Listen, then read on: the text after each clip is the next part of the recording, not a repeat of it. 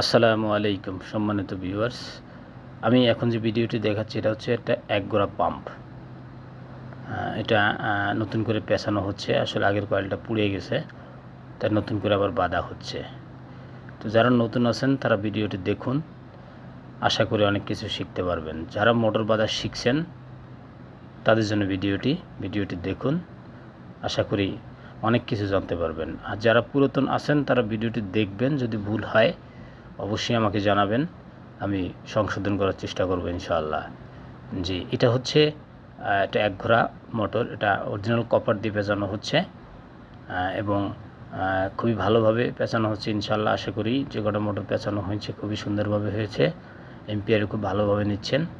তো আসলে তাই সবাইকে অনুরোধ করব ভিডিওটি দেখবেন এবং শেয়ার করে দিবেন যাতে ভিডিওটি সবাই দেখতে পায়। সবাই ভালো থাকুন, সুস্থ থাকুন। আসসালামু আলাইকুম।